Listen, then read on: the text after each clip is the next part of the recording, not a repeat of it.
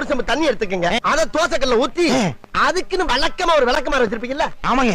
வரட்டு வரட்டு வரட்டுன்னு ஒரு 4 இழுப்பு இழுத்து ஒரு கிண்ண நிறைய மாவு எடுத்து பெரிய ரவுண்டாவும் இல்லாம சின்ன ரவுண்டாவும் இல்லாம பொதுவா ஒரு ரவுண்ட ஊத்தி 4-5 வெங்காயத்தை போட்டு அள்ளி பொடி பொடி பொடியா நறுக்கி அப்படியே மேலாப்ல பரபர தூவி விட்டு சரிங்க. ஒரு நீளமான கேரட் எடுத்து அதையும் பொடி பொடியா நறுக்கி சரிங்க. அப்படியே மேலாப்ல பரபர தூவி விட்டு 16 கரண்டி நெய் எடுத்து சரிங்க. அதுல 6 கரண்டி நெய்ய உள் சைடு அப்படியே லேசா விளாவி விட்டு சரிங்க. 10 கரண்டி நெய்ய தோசைக்கு வெளி சைடு அப்படியே மேலாப்ல விளாவி விட்டு சரிங்க. இட்லி பொடி இருக்கு பாத்தீங்களா, அத அப்படியே அள்ளி மலை சாரல் மாதிரி அதை மேலாப்ல பரபர அப்படியே பேய விட்டு சரிங்க. பொத்துனாப்ல அப்படி ஒரு பரட்டு இப்படி ஒரு பரட்டு அப்படி பரட்டி விட்டு அப்படியே ரெட்டி கலர்ல முருக விட்டு அழகா மடிச்சு கம கம கமன்னு ஒரு ஊத்தப்பத்தை எடுத்துட்டு வாங்க சரிங்க.